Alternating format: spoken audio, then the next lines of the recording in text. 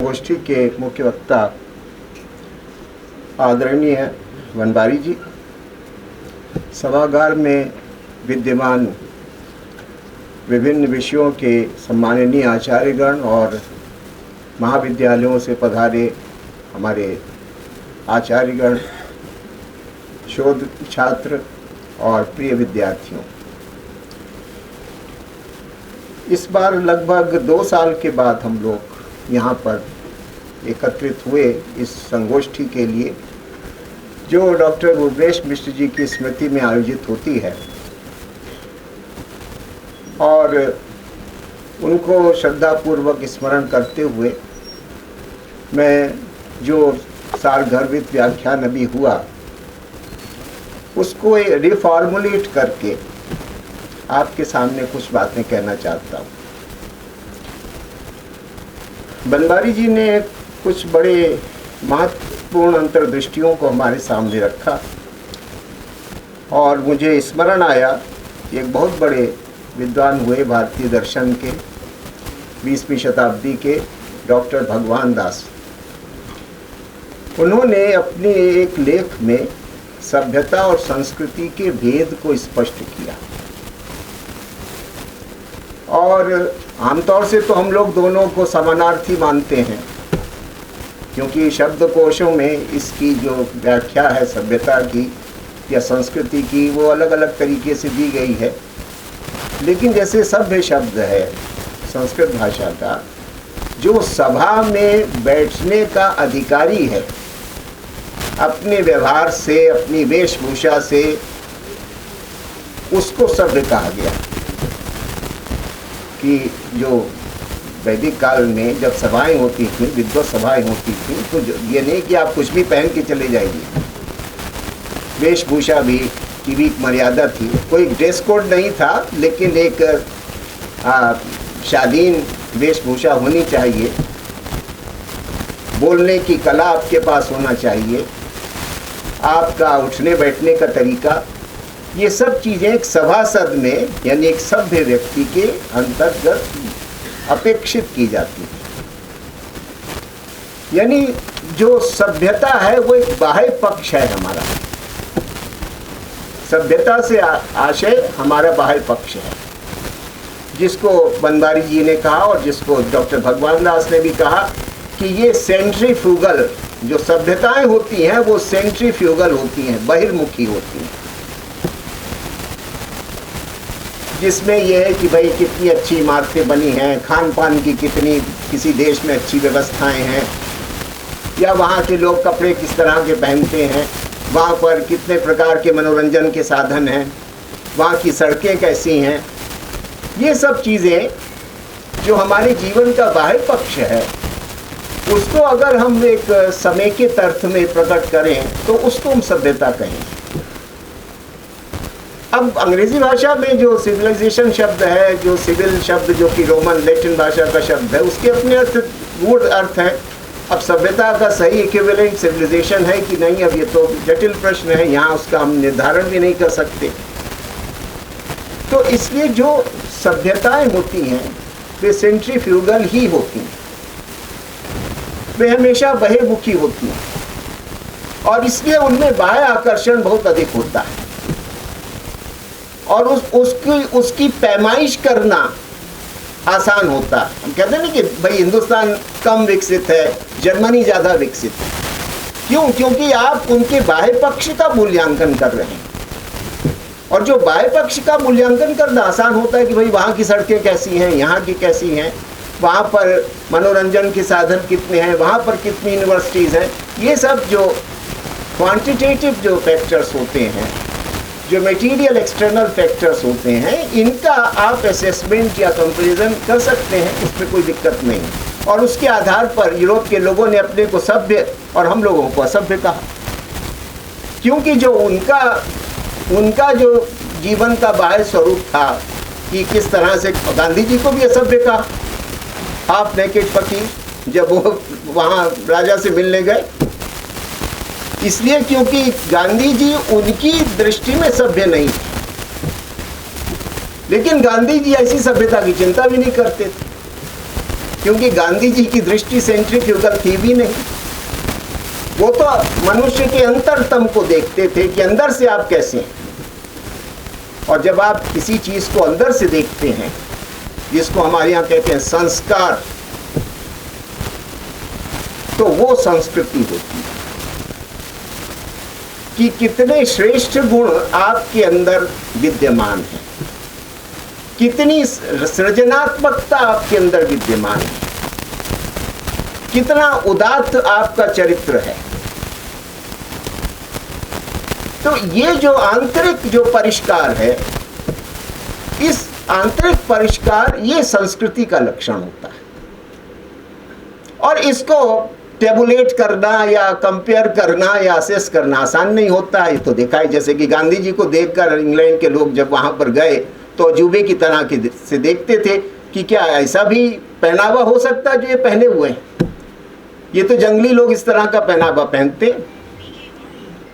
हम लोग भी आजकल अगर कोई अपने पुराने तौर तरीके से रहते हुए मिल जाए तो उसको बड़े हे दृष्टि से देखते हैं कि भाई क्या हो गया इनको, कुछ मतलब किसी दौर का कोई असर नहीं पड़ रहा इनके ऊपर, क्या है ना। तो इसलिए जो संस्कृति होती है वो सेंट्रीपिटल होती है, अंतर्मुखी होती है। और जो सभ्यता होती है वो बाह्य पसारी होती है, परिधि की चिंता ज्यादा है, परिधि पर ही दौड़ भाग होती रहती है। कभी केंद्र की तरफ झांकने या आने की सामर्थ्य या शक्ति या साहस नहीं होता, अपना सामना करने का साहस नहीं होता। बाकी सारी दुनिया के बारे में तरह तरह की मान्यताएं लेके हम घूमते हैं, लेकिन अपना सामना, सुकरात के बारे में कहते है ना कथा कि वो बहुत शीशा देखता था। तो उससे पूछा गया कि भाई क्या बात है, आप तो कुरूप हैं, आप जानते हैं कि सुकरात बहुत कुरूप था, तो आप बताइए, अब आप शीशा देखते हैं। तो वो कहता है कि इसलिए देखता हूं कि इस कुरूपता से मुझे प्रेरणा मिलती है कि कम से कम अपने मन को तो सुंदर बना लिया जाए। तो ये जो भेद है दोनों का, तो इसलिए जो ये अभी बनवारी जी ने बहुत अच्छा विश्लेषण विवेचन किया, भारत संस्कृति अधिक है, सभ्यता कम है। यूनान और जो यहूदी धर्म, ईसाई धर्म और इसी तरह से जो मिडिल ईस्ट की जो संस्कृतियां हुई, वहां भी संस्कृति का अंश बड़ा प्रचुर मात्रा में था। और जितनी भी परंपरागत समाज रहे हैं वे संस्कृति थे मुख्यतः। आज हम लोग अपनी दृष्टि से, क्योंकि हम लोगों का जीवन सभ्यता केंद्रित है, तो इसलिए बहिर्मुखी है, तो आज जब हम उनको देखते हैं तो हम उनको कहते हैं कि भाई वो लोग अनडेवलप्ड थे या थोड़े सभ्य नहीं थे, या ये सब चीजें बाहर उनके अंदर ये सब चीजें इनमें उन्नति नहीं कर पाए। तो इसलिए ये तो दृष्टि का भेद है कि आप किसी चीज को किस दृष्टि से देखते हैं। आप जब किसी मनुष्य को देखते हैं तो उसमें क्या तलाश कर रहे हैं, यह आपकी दृष्टि का प्रश्न है। और जाहिर है कि बाहरी चीजें जल्दी प्रभावित करती हैं, तो इसलिए हम उसी को निर्णायक मान लेते हैं कि बस अब तय कर लिया हमने, है ना। जेंटलमैन की जो आधुनिक अवधारणा है, तो वो जेंटलमैन बनना फिर जीवन का लक्ष्य हो जाता है। तो इसलिए जितनी भी प्राचीन समाज थे, पूर्व में या पश्चिम में, वे संस्कृतियां थीं, वे उस अर्थ में सभ्यताएं कम थी। ये नहीं कि उनके यहाँ बाह्य जीवन में व्यवस्थाएं नहीं थी। अब आप सिंधु घाटी की सभ्यता के जो विशेष मिलते हैं, आप उनका अध्ययन करिए, देखिए। हम तो एक बार अहमदाबाद के बगल में एक जगह, शायद लोथल है डॉक्टर साहब, वहां पर गए तो हम तो चमत्कृत रह गए कि इतने बड़े बड़े स्नानागार और इतना अच्छा ईंटों का संयोजन, और ये सब वो लोग कर लेते थे आज से 5000-6000 साल पहले। तो वो ऐसा नहीं कि, क्योंकि ये बाह्य और अंतर पक्ष को आप सेपरेट नहीं कर सकते हैं, वो सब परस्पर निरंतर जुड़े हैं। लेकिन कौन सा पक्ष प्रधान है, कौन सा पक्ष गौड़ है, ये महत्वपूर्ण बात होती है। इसलिए उन समाजों में संस्कृति यानी संस्कार के ऊपर विशेष बल था, इनर मैन को क्रिएट करने पर ज्यादा बल था।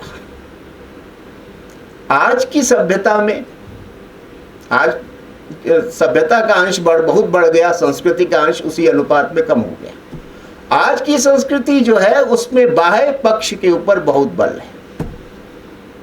मनुष्य और समाज की जो बाह्य संरचनाएं हैं वे बड़ी प्रभावी हो गई, और यही संकट का कारण है, यही पतन का कारण भी है। चाहे हम कितना भी विकास करें, लेकिन मनुष्य तो दुर्बल होता चला जा रहा है। अब खैर हमारी नियति भी है। आप जानते हैं कि भारतीय संस्कृति में तो युग ह्रास का सिद्धांत माना गया है, विकास का सिद्धांत माना ही नहीं गया। भारतीय दृष्टि तो ये है, सतयुग, त्रेता, द्वापर, कलयुग निरंतर पतन की ओर जाएंगे, विकास नहीं होगा। आज की दृष्टि विकास हो रहा है, तमाम विकास के सिद्धांत प्रतिपादित किए गए। बड़े बड़े आचार्य, ऐसा दौर आएगा, ऐसा दौर आएगा, है ना। कोई दौर आता हुआ दिखाई तो नहीं पड़ता, लेकिन विकास की, प्रोग्रेस की धारणा से विश्वास हिलता नहीं। तो हम लोग जब कभी कभी हम लोग चर्चा करते हैं कि भारतीयता, तो हमने कहा भारतीयता तो बिल्कुल गायब हो गई मन से, सब सोच से, तो बाहर कहाँ स्थापित होगी। भारतीय होते तो समझते थे भाई कलयुग में तो सब घटित होना ही है, अब इसमें अपनी भूमिका को आप तय करिए कि आप इससे अपने को कितना बचा पाएंगे। तो इसलिए जो भारतीय दृष्टि है या जो प्राचीन समाजों की दृष्टि थी, वो आंतरिक पक्ष को श्रेष्ठ बनाना, उनके लिए विकास ये था। हमारे लिए भौतिक पक्ष को, शारीरिक पक्ष को श्रेष्ठ बनाना, सुंदर बनाना, उसका प्रसार प्रचार करना हमारे लिए विकास ये है। और अगर ऐसा ना होता तो जर्मन जो बहुत बड़ा अर्थशास्त्री हुआ शुमाखर, वो क्यों कहता है स्मॉल इज ब्यूटीफुल, संतोष ही परम धन है। बताइए, अब ये बात आधुनिक सभ्यता कह सकती है कि संतोष ही परम धन है? ये बात केवल भारत में कही जा सकती है, ये बात केवल क्रिश्चियनिटी में कही जा सकती है। How shall it profit a man if he gains the whole world and loses his own soul. ऐसी उपलब्धि से क्या फायदा कि आपको दुनिया की दौलत मिल जाए लेकिन आपकी आत्मा मर जाए। तो क्रिश्चियनिटी भी इसको विकास नहीं कहती। तो इसलिए पहली चीज तो ये है कि जो सभ्यता और संस्कृति साथ साथ चलते हैं, लेकिन कौन सा तत्व प्रबल है, इससे समाज के स्वरूप का निर्धारण होता है। जैसे कि हमारे अंदर आयुर्वेद के सिद्धांत के अनुसार त्रिगुणात्मक प्रकृति है, वात भी है, कफ भी है, पित्त भी है, सबके अंदर सब चीज है। लेकिन हमारे जो प्रकृति का निर्धारण होता है वो इससे होता है कि किस तत्व की प्रबलता है, और उसके अनुसार जब हमारी जीवनचर्या होगी, पहले तो हम अपने को पहचाने, है ना। अब ये तो बड़ा कठिन काम है अपने को पहचानना, और शिक्षा का यही काम है, अपने को पहचानो। अब देखिए सॉक्रेटिस भी कहता नो दाई सेल्फ। तो अपने को पहचानना ही शिक्षित होना है। ये इधर उधर की तमाम जानकारियां, ये संस्कृति है। इधर उधर के तमाम बोझ को दिमाग में लेकर घूमते रहना, ये शिक्षा नहीं होती है। तो अगर आपने अपने को, अपने भौतिक स्वरूप को पहचान लिया, तो आपको कहेगा भाई हमारे शरीर में पित्त तत्व की प्रधानता है, तो आप अपनी जीवनचर्या को उसके अनुसार जब ढालेंगे तो आप स्वस्थ रहेंगे। और अगर आप ऐसा नहीं करेंगे तो आप कोई उपाय कर लीजिए, रोज जिम जाइए, रोज दौड़िए, रोज अंडे खाइए, है ना, और पता नहीं क्या क्या आजकल हेल्थ के तमाम सप्लीमेंट्स आ गए हैं, कुछ नहीं होने वाला है। क्योंकि अगर आपका व्यवहार, आपका रहन सहन आपकी प्रकृति के विरुद्ध है तो आप कभी स्वस्थ नहीं रह सकते। कुछ भी कर लीजिए, योगासन भी कर लीजिए तब भी नहीं होगा। पता चला कि वो और पित्त तत्व और बढ़ गया प्राणायाम करने से, है ना। योग और प्राणायाम कोई ये थोड़ा ना कि हजारों की मीटिंग में कराया जा रहा है। अब ये तो पता नहीं आजकल का फैशन हो गया।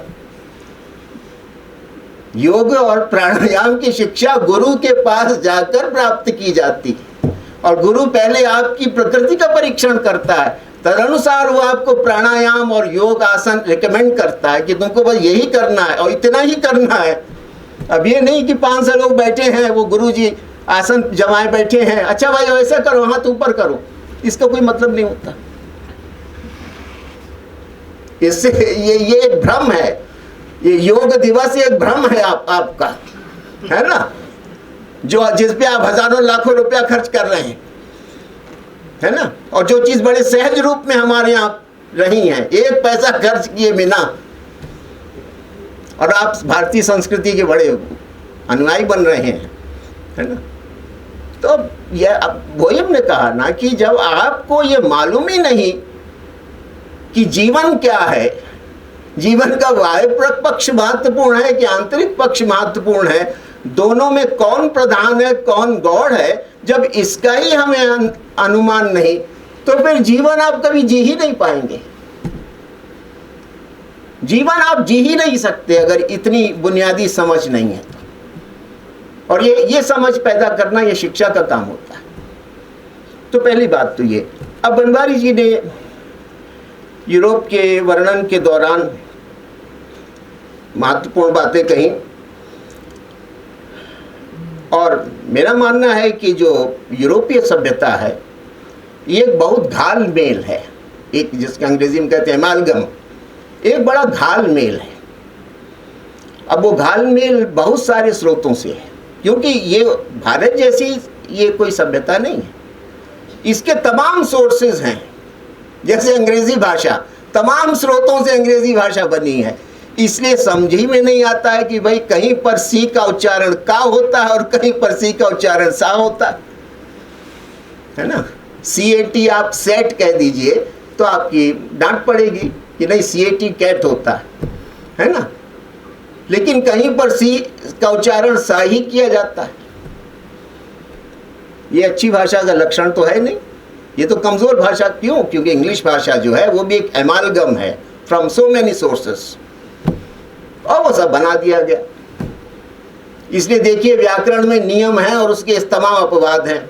ठीक है, कभी कभार अपवाद होते हैं, लेकिन हर नियम के तमाम अपवाद हो ऐसा तो होता नहीं। तो फिर आपकी भाषा क्या है, नियम क्या है? अगर इतने अपवाद हैं तो फिर नियम क्या है? नियम को फॉलो करना मुश्किल हो जाता है। तो इसलिए वो एक एमालगम है, उसमें वो उसके स्रोत यूनानी हैं, उसके स्रोत रोमन हैं, उसका स्रोत यहूदी धर्म है, उसका स्रोत ईसाई धर्म है, उसका स्रोत जर्मेनिक ट्राइब्स हैं जिनको हम बारबेरियंस कहते हैं इतिहास में। इतने स्रोतों से यूरोपीय सभ्यता का निर्माण हुआ, आधुनिक यूरोप का निर्माण हुआ। क्योंकि पहले तो कोई यूरोप था नहीं उस तरह से, क्राइस्टेंडम था। यूरोप जिसको आप आज कहते हैं मॉडर्न यूरोप, उसका निर्माण इतने स्रोतों से हुआ है। अब इतने स्रोत, अब जब तक क्रिश्चियनिटी रही यूरोप को एक सूत्र में बांधने वाली, तब तक तो वो क्रिश्चियन यूरोप रहा, और बहुत सारी चीज़ों में दिशा बहुत स्पष्ट थी, और क्रिश्चियनिटी का जोर भी आपके आंतरिक जीवन पर था, बाह्य जीवन पर कम था। किंगडम ऑफ गॉड ये उनका भी लक्ष्य है। This world is not your goal, you just pass by it, कि ये संसार आपका लक्ष्य नहीं है, यहाँ पर तो आप यात्री हैं, तीर्थ यात्री हैं, पिलग्रिम। जॉन बनियान ने इसी थीम पर एक बड़ा सुंदर उपन्यास लिखा, पिलग्रिम्स प्रोग्रेस। प्रोग्रेस शब्द जो है वो पिलग्रिम के लिए है कि वो अपनी अंतर यात्रा में कितना आगे बढ़ा। ये प्रोग्रेस होती है भारत में, और यही प्रोग्रेस होती है क्रिश्चियनिटी में। तो इसलिए ये सब सोर्सेस से बना है, और इन सब सोर्सेस के बाद आधुनिक यूरोप जब आया 16वीं शताब्दी के बाद, तो उसने लगभग इन सभी स्रोतों से अपना कनेक्शन काट लिया, और एक बिल्कुल ही नई दिशा में चल पड़ा जिसको मॉडर्निटी कहते हैं, आधुनिकता कहते हैं, या जिसके लिए दूसरा नाम है सेक्युलरिज्म। धर्म नीति सबसे संबंध तोड़ के केवल शरीर के भरण पोषण में, बाह्य जीवन में ही सारी शक्ति, सारी सामर्थ्य, सारी बुद्धिमत्ता, और उसी को हम उपलब्धियां कहते हैं, उसी में सब लगा दिया। धरती पे चैन नहीं मिला तो स्पेस में चले गए, अब वहां खगाल रहे हैं कि क्या किया जाए, है ना। इसके लिए क्रिश्चियनिटी में एक शब्द है, कार्डिनल सिन, आइडल क्यूरोसिटी, शैतानी मतलब ये इच्छाएं, जिज्ञासाएं। क्रिश्चियनिटी ने भी इसको अच्छा नहीं माना। कहाँ दुनिया भर में झांकते घूम रहे हो, जीवन का क्या लक्ष्य है तुम्हारा, ये सवाल वहां पर भी है। तो इसलिए ये जो मॉडर्न यूरोप है, ये सेक्युलर यूरोप है। इसका धर्म से, ईश्वर से, गांधी जी ने लिखा कि इसका ईश्वर से कोई लेना देना नहीं, धर्म से कोई लेना देना नहीं, नीति से कोई लेना देना नहीं। इसलिए वो इस सभ्यता को आप जानते हैं शैतानी सभ्यता कहते थे, सैटेनिक सिविलाइजेशन। 9 डेज वंडर, 9 दिन, 4 दिन की चांदनी है, थोड़े दिन उछल कूद कर लो, फिर तो सब विनाश होना ही है। तो इसलिए, क्योंकि गांधी जी ने में वो अंतर्दृष्टि थी कि उन्होंने 1909 या 10 में उन्होंने समझ लिया कि इस सभ्यता का स्वरूप क्या है। This civilization takes account neither of God nor of religion nor of ethics. ये उन्होंने लिखा है हिंद स्वराज में। तो इसलिए जो आधुनिक सभ्यता है, इसमें संस्कृति का अंश बहुत कम है, इसमें सभ्यता का अंश बहुत प्रबल है, और यही सारी समस्याओं का कारण भी है। आप जीवन में जितने बहिर्मुखी होंगे उतने ही उलझते चले जाएंगे। जैसे मकड़ी अपने जाल में उलझ जाती है, लेकिन मकड़ी तो अंततः अपने जाल को समेट भी लेती है, लेकिन मनुष्य के बस का नहीं जंजाल को समेट पाना। फिर एक बार उलझ गए तो उलझ गए, और इसी उलझाव को हम लोग प्रोग्रेस कहते हैं, डेवलपमेंट कहते हैं। तो इसलिए जो यूरोपियन सिविलाइजेशन है, वो तो जो आधुनिक सभ्यता है, वो सभ्यता है, उसमें संस्कृति का अंश यदा कदा दिखाई पड़ता है कुछ लोगों में, कुछ वर्गों में। जैसे कि कैथोलिक्स लोग हैं यूरोप में, अभी भी वो बहुत कुछ अपनी मान्यताओं को मानते हैं, उनके अनुसार जीवन जीते हैं। तो दूसरी बात ये है, अब बनवारी जी ने यूनान का भी जिक्र किया। अब देखिए, यूनानी इतिहास के बारे में एक समस्या ये है कि यूनानी इतिहास में आपको एक शीज्म, एक बहुत बड़ा विभाजन उनकी आत्मा में आपको दिखाई पड़ता है। क्योंकि यूनान के इतिहास में जो सबसे पहला चरण है, जिसको होमेरिक एज कहा जाता है, होमर और हेशियड ने जब यूनान के देवी देवताओं का चित्रण करते हुए मिथ्स लिखी, माइथोलॉजी, जिसको माइथोलॉजिकल एज भी आप कह सकते हैं, एक वो स्टेज है, पहली स्टेज। उसके बाद प्री सॉक्रेटिक स्टेज है, जिसमें कॉस्मोलॉजिस्ट नाम के जो दार्शनिक थे वे आए, जिन्होंने ब्रह्मांड की मीमांसा की अपने तरीके से। और उसके बाद फिर सॉक्रेटिस आया, जिसने समाज की मीमांसा की कि हम किधर जा रहे हैं, प्रोग्रेस कर रहे हैं कि किधर जा रहे हैं। उसके सामने भी यही समस्या, क्योंकि उसने कहा कि नहीं, हम प्रोग्रेस नहीं कर रहे हैं, लिहाजा लोगों ने उसको पकड़ के जहर पिला दिया, उसको मार दिया, है ना। किसी भी पथभ्रष्ट समाज में जो सद्गुणी व्यक्ति होता है, वो सबसे खतरनाक व्यक्ति माना जाता है ना, क्योंकि वो आपको शीशा दिखाने का काम कर रहा है, और शीशा देखना सबको प्रिय नहीं होता, तो उसको पकड़ के जहर पिला दिया, मार दिया। तो एक तरफ ये है, और इसके बिल्कुल बरखिलाफ वहां का समाज है, Greek society, Greek city states हैं, जो कि सभ्य बनने की प्रक्रिया में जुटे हुए हैं। ये लोग उनको सुसंस्कृत बनाना चाहते हैं और वो सभ्य बनने की प्रक्रिया में, और इसके लिए तमाम लड़ाइयाँ, रोज षड्यंत्र, रोज शासन व्यवस्थाओं का परिवर्तन, ये सब हो रहा है। इसलिए ग्रीक सोसाइटी का जो चित्र है वो बहुत ही कॉम्प्लेक्स है। मैं भी ये नहीं कह सकता कि मैंने उसको ठीक से समझ लिया। एक तो हमारी चीज़ नहीं है, इतनी दूर से उसको देख रहे हैं, तो कितना समझ पाए कहना मुश्किल है। लेकिन एक जो मोटी बात मेरे समझ में आई वो ये कि यूनान में एक तरफ ये होमरिक एज है, एक तरफ ये कॉस्मोलॉजिस्ट थिंकर्स हैं, एक तरफ ये सॉक्रेटिस है, प्लेटो है, जो कि एक डायरेक्शन, जो कि अपने समाज के सामने एक शीशा दिखाने का काम कर रहे हैं कि देखिए आप क्या थे और कहाँ जा रहे हैं। और दूसरी तरफ यूनानी समाज है, ग्रीक सिटी स्टेट्स हैं, जो कि अपने तरीके से जीवन जी रहे हैं, जो कि इनकी नहीं सुनते, जो कि सॉफिस्टों की सुनते हैं, सॉक्रेटिस की नहीं सुनते। तो ये भी एक पक्ष है जिसका कि बनवारी जी ने बहुत अच्छा उल्लेख किया। ये जो शीइज्म है ये ग्रीक सोसाइटी की बहुत बड़ी विशेषता है, और ये शीइज्म जब बढ़ता चला गया, यानी सभ्य बनने का अभियान जब बढ़ता गया, तो यूनान ही खत्म हो गया, समाप्त हो गया। सिकंदर के समय तक आते आते यूनानी सभ्यता नष्ट हो चुकी थी,